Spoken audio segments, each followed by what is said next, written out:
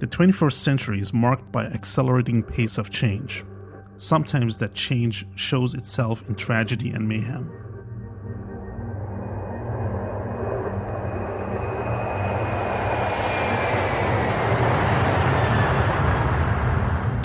This just in, you were looking at obviously a very disturbing live shot there. That is the World Trade Center. And there's, you can see, perhaps the second tower, the front tower, the top portion of which is collapsing. Good Lord. There are no words. With my signature, this law will give intelligence and law enforcement officials important new tools to fight a present danger. This new law that I signed today will allow surveillance of all communications used by terrorists, including emails, the internet, and cell phones. As of today, we'll be able to better meet the technological challenges posed by this proliferation of communications technology. Other times, change arrives to cheers and applause and technological innovation.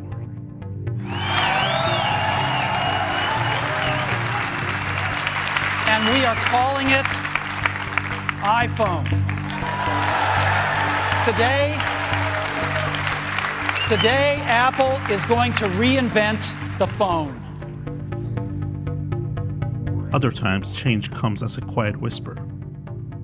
The question basically of what information Facebook's collecting, who they're sending it to, and whether they ever asked me in advance my permission to do that. Is that a fair thing for a user of Facebook to expect? Yes, Senator. I think everyone should have control over how their information is used. He admits Facebook knew that Cambridge Analytica had inappropriately obtained information on 50 million users, but took them at their word that they had deleted it. In the aftermath of the 9/11 terrorist attacks of the World Trade Center, former President George W. Bush signed a controversial legislation which he claimed was an essential step towards defeating terrorism and protecting American citizens. This legislation was known as the Patriot Act, which allowed many changes in surveillance laws that made it easier for the government to spy on individuals. While the government claimed its main purpose was to screen potential threats from foreign terrorist attacks, this seems to have not been the case. In May of 2013, a former CIA employee by the name of Edward Snowden leaked highly classified information which disclosed numerous surveillance programs run by the NSA with the cooperation of telecommunication companies and foreign governments. These information reveals showed that the government was not only spying on foreign individuals that might be of threat to the US, but they also obtained and kept many personal and private information of many regular US citizens. Despite such information being made public, the issues of surveillance and privacy has gotten worse in recent years. With the advent of the internet, mobile devices and social apps, data mining, hacking, and harvesting of personal data without the knowledge of online users have been on the rise. Today we'll be discussing all this and the overall concerns regarding privacy. We are your hosts, Zen and Noah, and thank you for tuning in to the Nutty Planet. 0. Liftoff. We have a liftoff.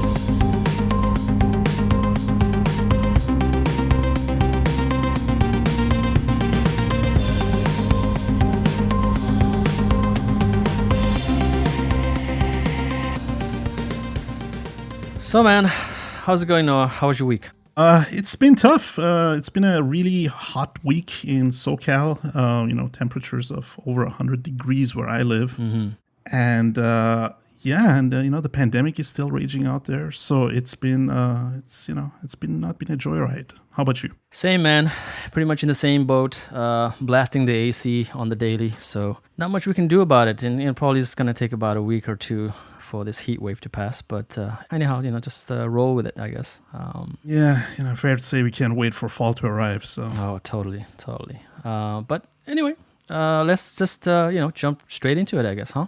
Yeah. Just a brief note on our intro.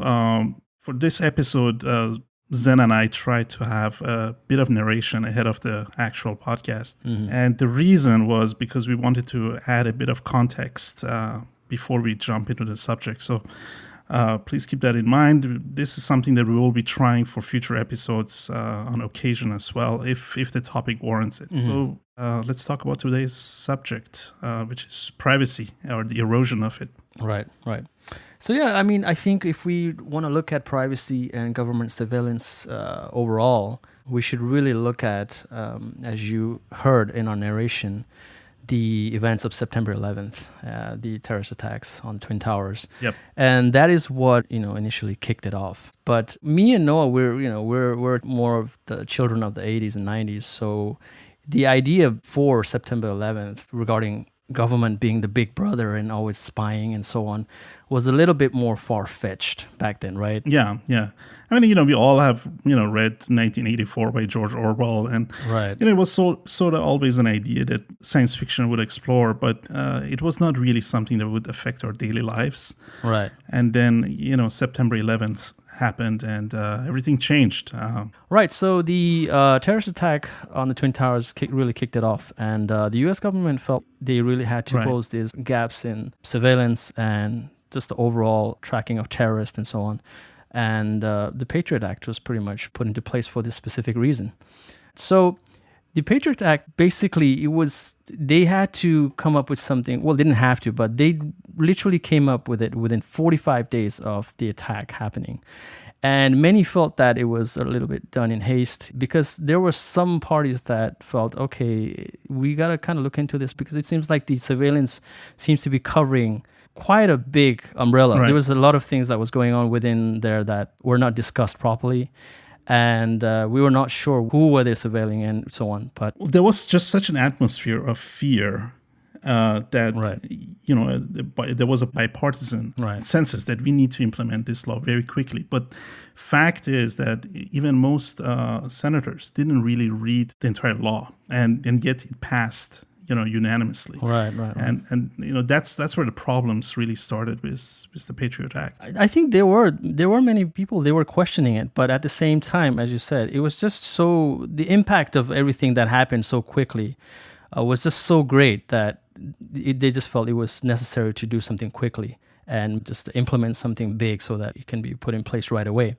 And that's pretty much what the Patriot Act was. And within the Patriot Act, I mean, we didn't know then, but now we've come to find out, obviously, that certain things were put in place so that the government could surveil and monitor literally everybody. Right. All regular American citizens were placed under a microscope. Yeah, the dragnet was so vast that basically, the infrastructure that was enacted under the Patriot Act, the NSA and the CIA and all the various agencies and, Department of Homeland Security all working together, created such a vast dragnet that pretty much everybody fell under that umbrella. Sure. As a matter of fact, if you think about concept of 6 degrees of separation, right? Basically, you're connected to any other person on the planet within 6 people. And so when the idea was like, okay, we're going to surveil person A, and then they expanded. They're like, well, let's connect now all the dots of everybody that is connected to, suspect A. So now there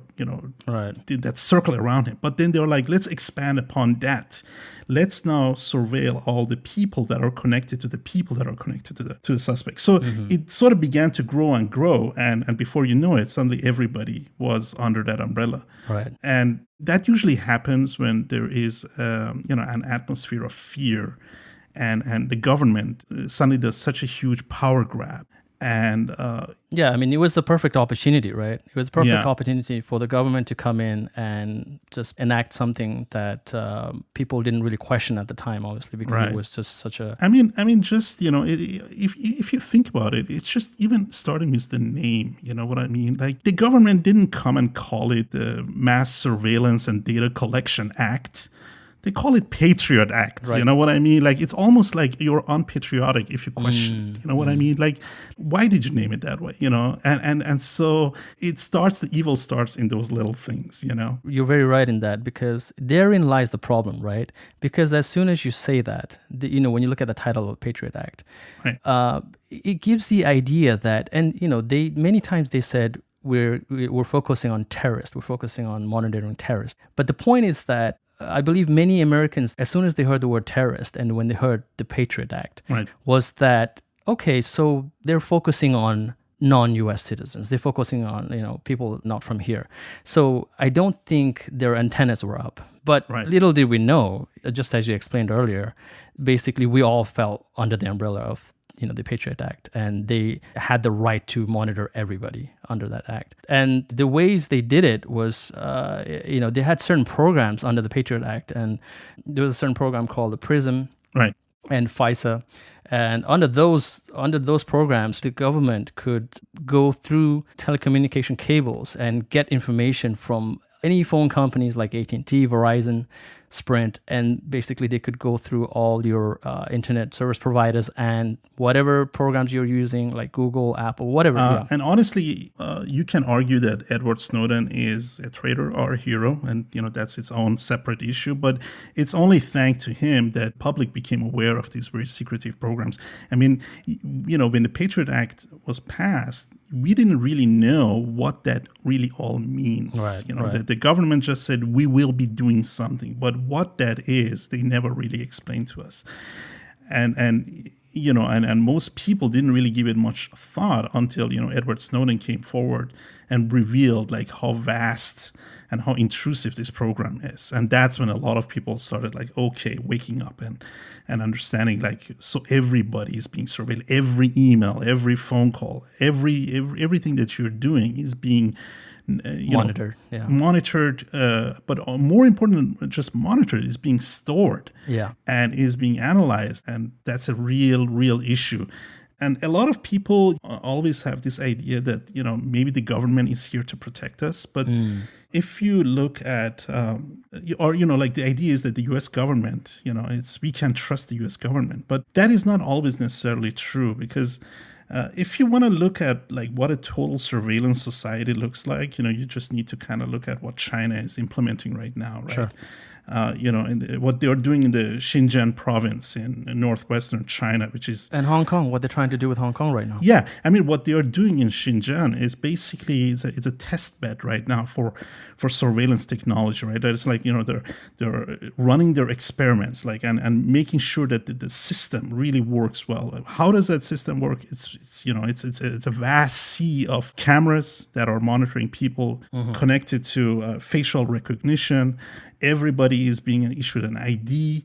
In Xinjiang, if you want to go even buy a knife right now, that knife is being issued an ID. There is a QR code literally engraved into the knife and associated with the person that is buying it. Right. There is checkpoints everywhere. And so you create this total surveillance society. And how long before China begins to roll this into places like Hong Kong, as you mentioned, right? And the idea is that surveillance can always start with this idea that, we are monitoring, people for safety, but then it can really grow beyond that. Yeah, it's interesting that you just mentioned China, and I had a really interesting experience when the issue with Hong Kong kicked off last year. Right, basically they had protests and so on regarding certain laws that China were trying to pass, and Hong Kong is still not quite under the laws of China. Obviously, they're part of China, but it's a one country, two system rule, right?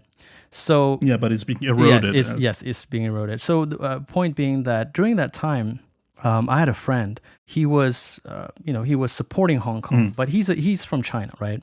And he was putting, he made some comments on the social platform WeChat, right?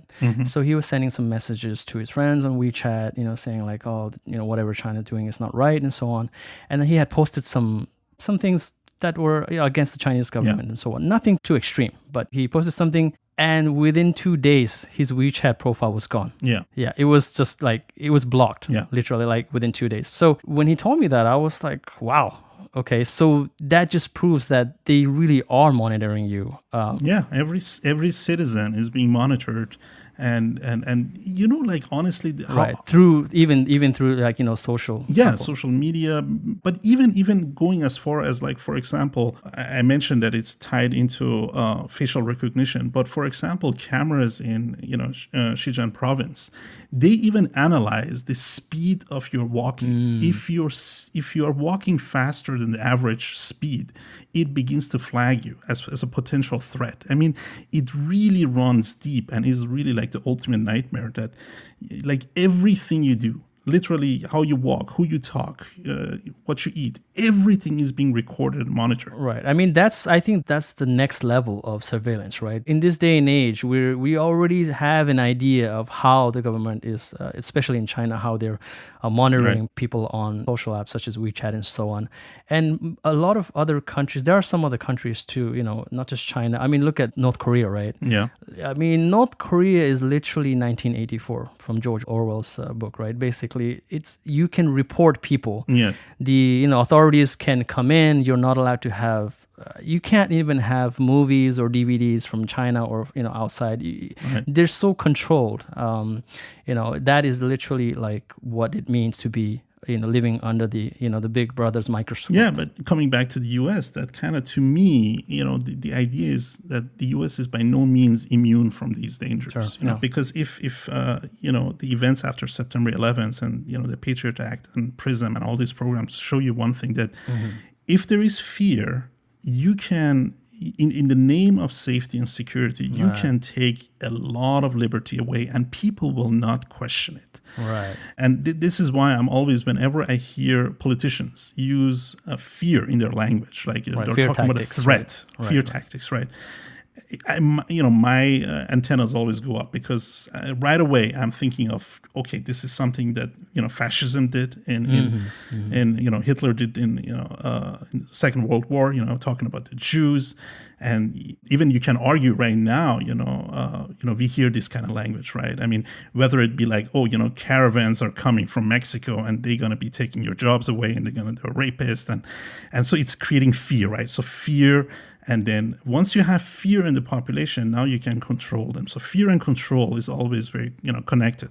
Well, I think that's the ultimate weapon for most politicians, right? Yeah. If you look back in history, you use fear and the fear from outside sources, right?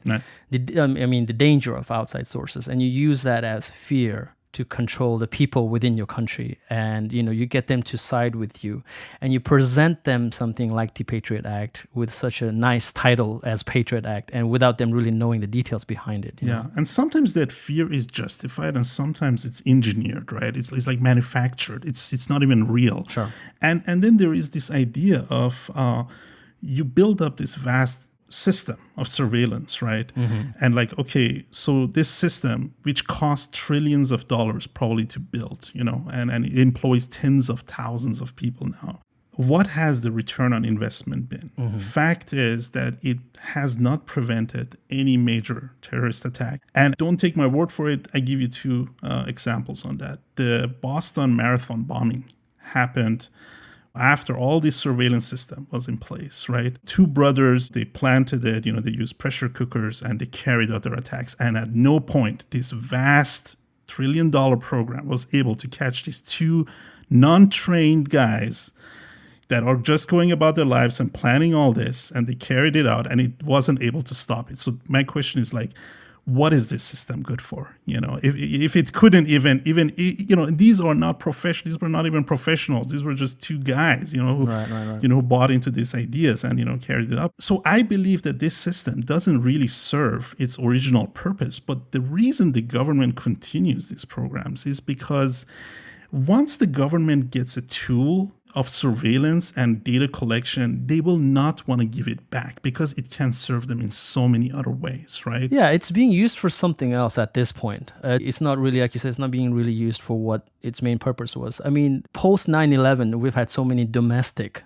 terrorist acts, right? Right. Like you said, the Boston bombing, the Las Vegas shooting. Right. Exactly. So many events have occurred, but seems like if this Patriot Act and PRISM and so on was so great, and so much money and the technology was put into it, where is the result from that, right? Yeah. I mean, why weren't these people stopped ahead of time? So overall, I think this program, as you said, they've been running it for so many years now, and so much data has been collected on people. Yeah. And God knows what they will use it for later on. But it is something that they can use to basically observe, and at one point they will implement some sort of Yeah, and like if anything, again, the idea is that governments do change, and leaders do change. I'm sure when the program was running under Obama, maybe, it was serving one purpose, but maybe it's serving a different purpose now. Maybe now it can be used for election purposes. And, and you can argue what happened in 2016 with what Russians did. I mean, with how they manipulated social media, right? Like they had access to such a vast amount of data that, we have provided through our social media, that they kind of drew like, okay, so we have a good idea of what this person believes. And so now that I know this person and I understand all their ideas, it is so easy for me to manipulate them and provide them with fake news, which kind of brings me to the second part that we wanted to discuss, like that privacy is being eroded on two fronts simultaneously. There is the government,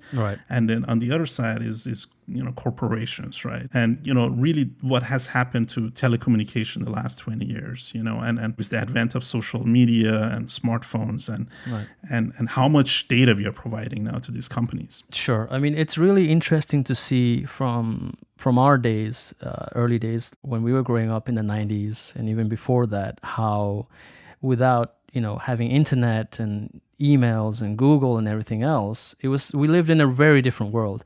And we've talked about this before, Noah. And the thing is that back in those days, if a government agency of some sort, or even a police, the police department wanted to get some information about you, literally they would have to do some sort of a physical phone tapping or something of that nature. There was, all this technology that we have right now wasn't accessible then. So back then, I mean, unless if you were some kind of drug lord or literally like Pablo Escobar or someone of that status, there's no need for them to use, millions of dollars and track you. Right. So that didn't exist back then. But now information is being transferred freely, back and forth between users like us. And we do not know what kind of third parties are tapping in between while the information is being transmitted back and forth between us and whatever organization or whatever companies are getting our information, right? So it has just become so easy, so accessible, and it's getting really out of hand, honestly. So yeah, I mean these companies, like Google and Facebook, they're collecting, all this information that we are willingly giving them, right? And we don't really know what they are doing with all this information. Like for example, like obviously corporations want to sell you stuff, so. Back in the days, we were talking like before the age of information technology age, advertising, like they would put up an ad on the freeway, buy product A, B, whatever, and cars would drive by and, whoever, it was relevant to would have bought into that ad. But the thing is, with the advent of, information technology, companies said, oh, that's great. Now I can analyze the consumer. I can really see what you're interested, what you're searching for, and I can really, feed you what you're looking for, and that in itself isn't even the issue to me because I understand why that is important to corporations. Right. But the problem is they take this information, right? For example, you post an image on let's say on Google Photos, right?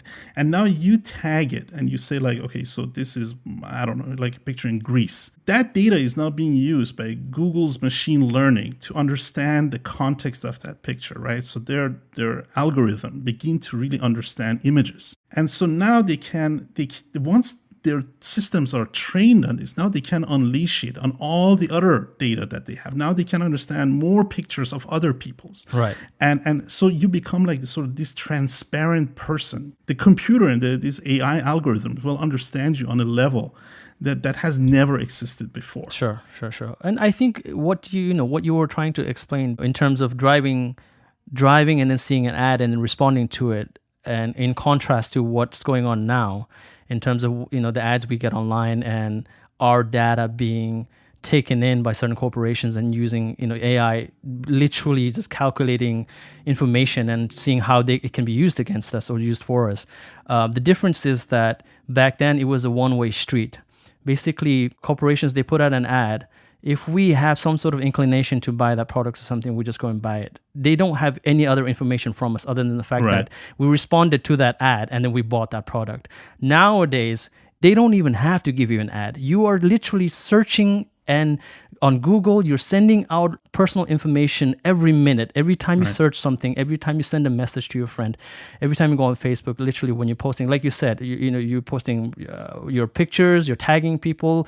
They can get so much information out of that, and targeted ads has become so targeted to the point where you search something 1 minute, 2 minutes later, when you're surfing on Facebook, you see that ad pop up about that specific product. Right. And it will not go away for a whole month. Yeah. I mean, it's crazy. Yeah. It's insane how it works and how fast it works, right?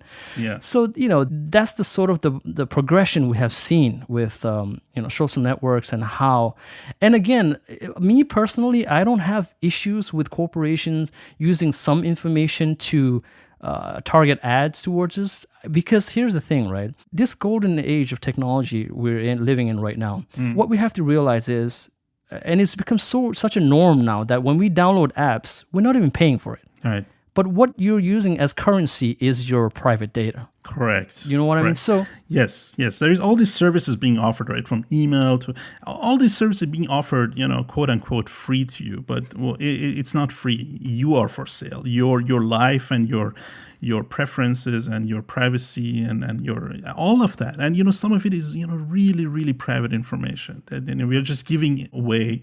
And you could argue would be all better off if there would be a different system in place, where you can pay, let's say you pay a certain fee every year and you have access to these services without the fear of surveillance and data collection. Right. It's interesting you brought that up, because I actually wanted to ask you that specific question, which is, for example, if you were given the latest and greatest app, right? Let's say TikTok or whatever it is, and then you have the option of either paying $9.99 a month to use it, and they will say they kind of guarantee you 90% we won't take any of your personal data or information, or you get it free and we cannot guarantee what sort of information we get from you. What would you choose in that situation?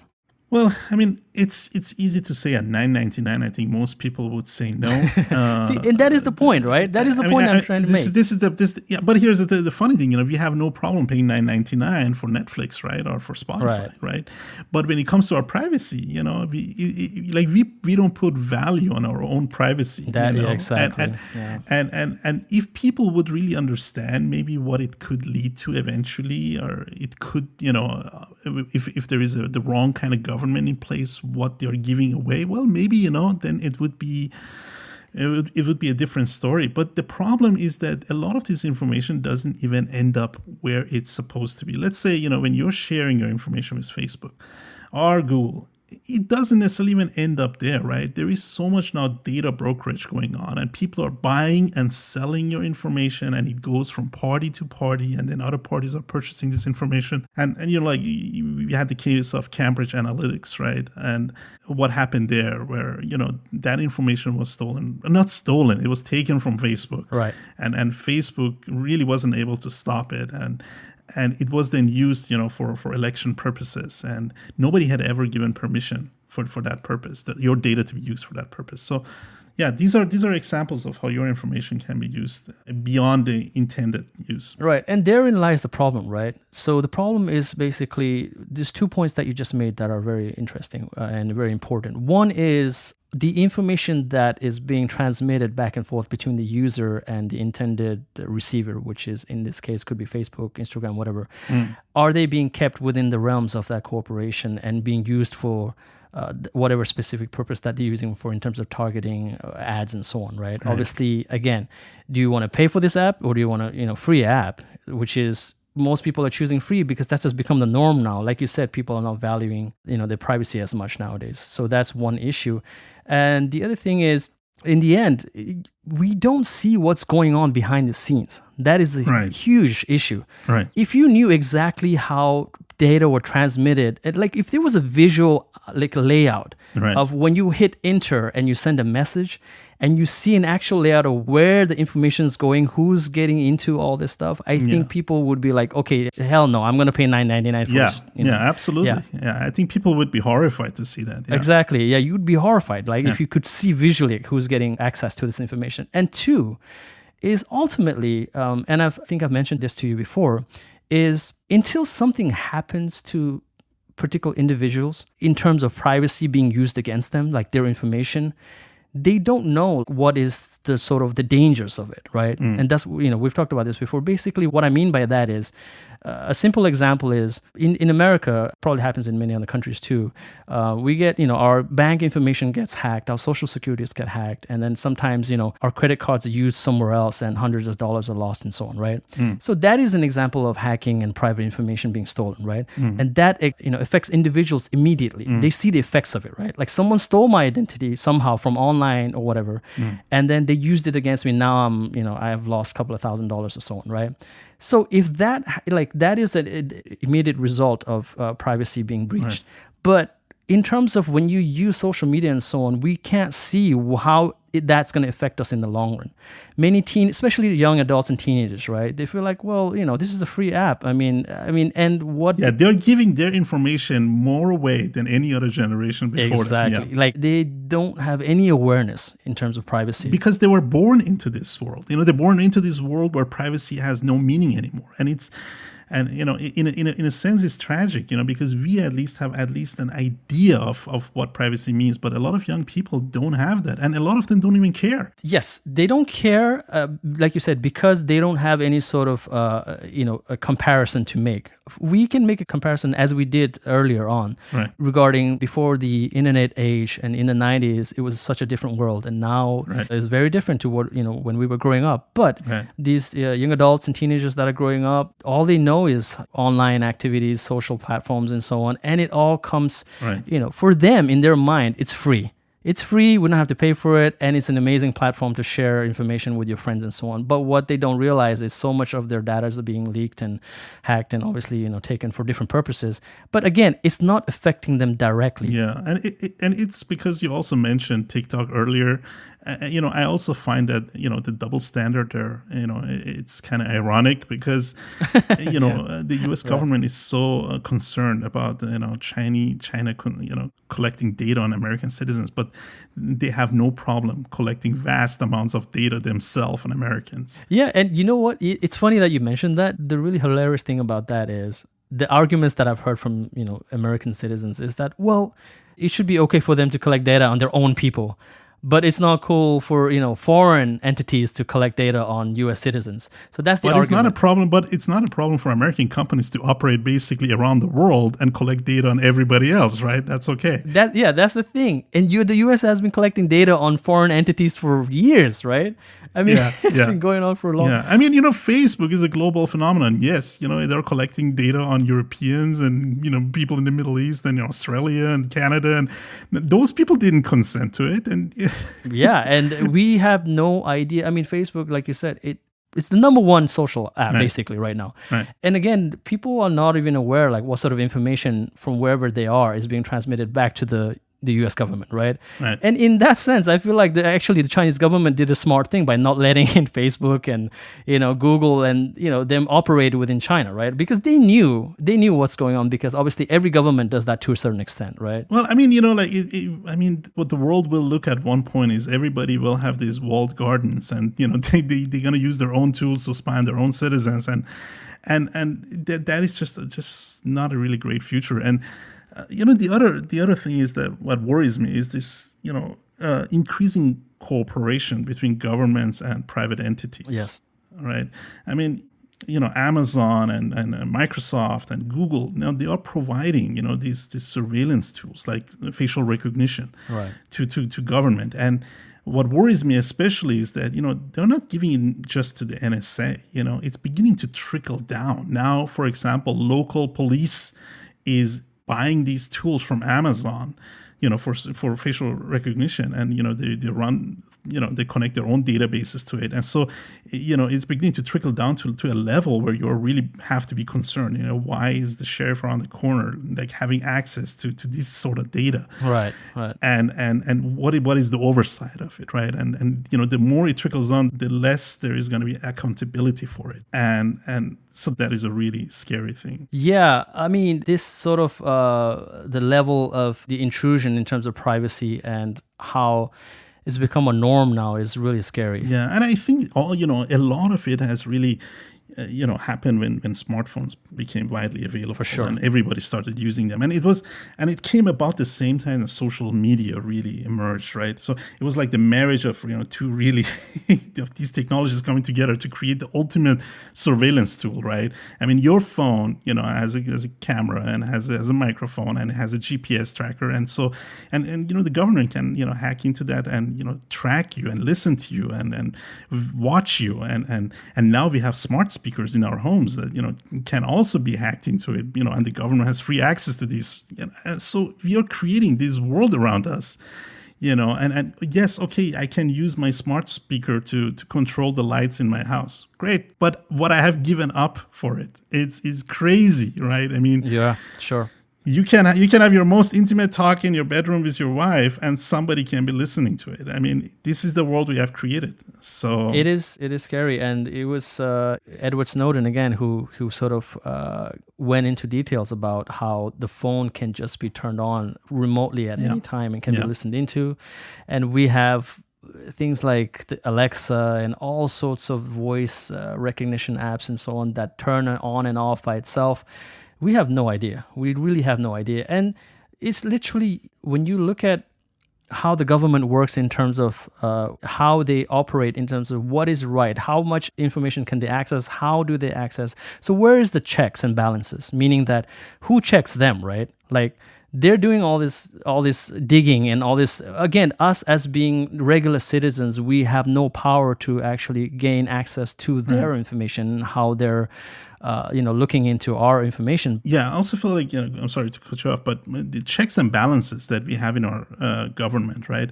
I just feel like they didn't keep pace with the information technology as it rolled through society. When I watch these Senate hearings, sometimes you have like these old senators asking questions of these tech executives, and you can so tell they have no grasp of this technology whatsoever. And these are the people that are supposed to regulate. I mean, how can they regulate something that they themselves don't understand? And so I think the system is, failing us. It's a broken system. And actually, before we even look at, the increased use of, mobile technologies and social platforms and so on, obviously that's moving at a pace so fast that it's, even for us, it's kind of hard to keep up with. Yeah. If we dig into a little bit of, going back to the Patriot Act, actually, that's when it started. That's what opened up the floodgates.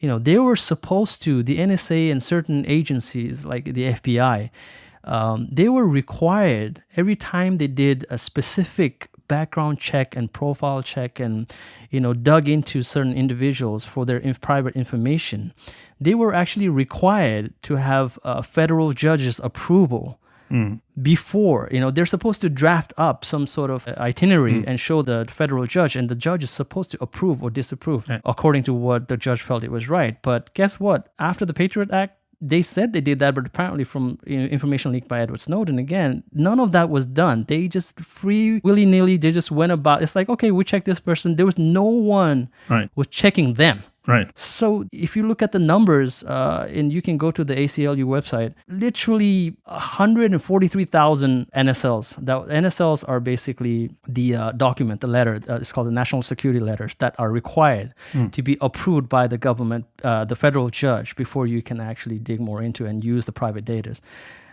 It was approved without federal judge's order. Out of the 150,000 of them, 53 reported criminal activities. And guess what? Out of the 53 criminal reported activities, how many terrorism? 0. Right. 17 cases of money laundering. Yeah. 17 immigration-related issues. 19 fraud, and 0 terrorist activities. Yeah. Yeah. So that just says everything, right? I mean, right there. So when you look at information like that, you realize that it's not being run the way they said it would be run.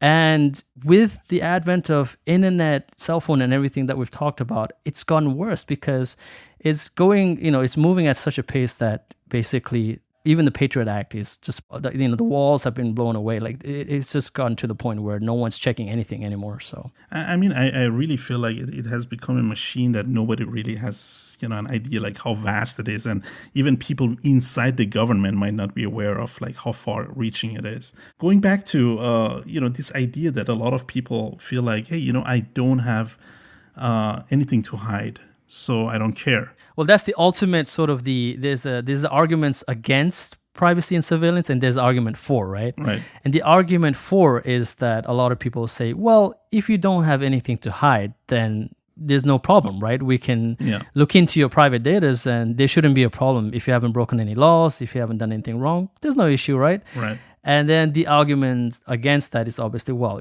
I should be able to have control of my own information, Who are you to just use my information as you see fit? So, well, my problem with that statement is that it is impossible to predict the future. Right.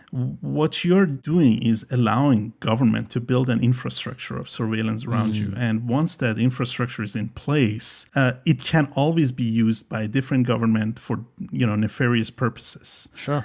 And because we don't know who will come to power and what they will be using this infrastructure, I'd rather this infrastructure not be in place so that it cannot be misused, because once it exists, then the allure of it to be used for all sorts of purposes. Sure. For example, yes, right now, the same very systems are collecting information on, future politicians, politicians that might be teenagers right now, right?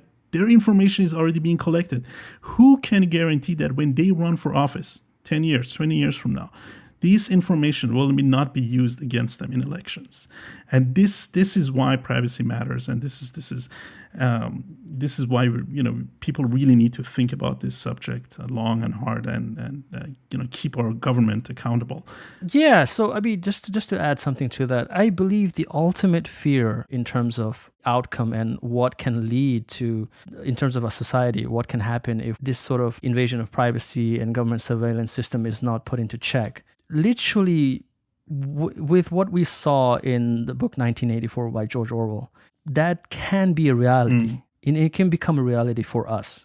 We can literally become an authoritarian state, right? That's what's going to happen.